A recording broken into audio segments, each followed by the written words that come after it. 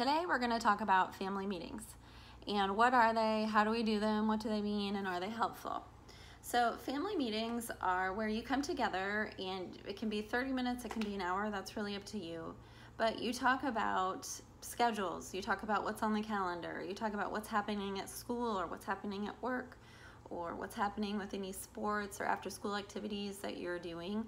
You also talk about what are the family rules or promises that you're making to maintain a good cooperative family, and you address what are some fun family activities that you guys would like to do. Now, each family meeting can be unique, and so typically what I tell families is the first meeting needs to be just creating some guidelines or boundaries, when we want to come together to have a family meeting. And what's a fun family activity we can do right after that's really lighthearted. And generally the first family meeting addresses those family rules and promises that you make and what would be some consequences if a family rule is broken. And everyone in the family gets to participate in that. And if a family rule is broken, there are consequences, and that is even for us as parents. And that is really how we create a cooperative home. The other parts that can happen in a family meeting, as I said earlier, what are some family activities that we want to participate in? What's going on in the schedule?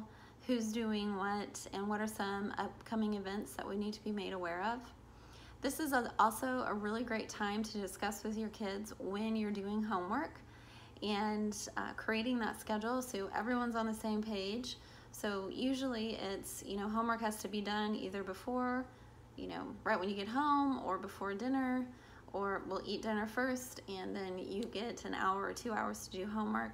But in that family meeting, everyone works together to create a plan that works for them.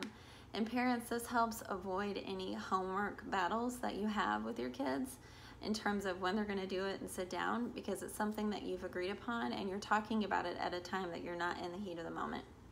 Family meetings help us talk about things when we're not in the heat of the moment. I don't know about you, but sometimes if I'm having a homework battle with one of my two boys, if we're discussing it in the heat of the moment, I'm upset, they're upset, and nothing gets accomplished.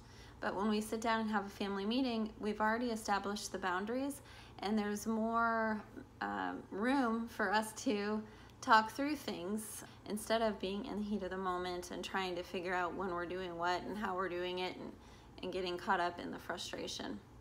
So please take some time and really sit down and discuss when you want to do family meetings and how often, and what sort of things that you'd like to accomplish at least in the first few meetings. And parents really come together and decide, first kind of decide what would be some things that you'd like to talk about, and then sit down with your kids and ask them too. And then after the family meeting, if you set the timer for 30 minutes, after the family meeting, do something fun. Maybe have pizza night, or make pizza together, or play a board game, or go for a family walk. Do something fun and lighthearted that really helps you connect with your kids.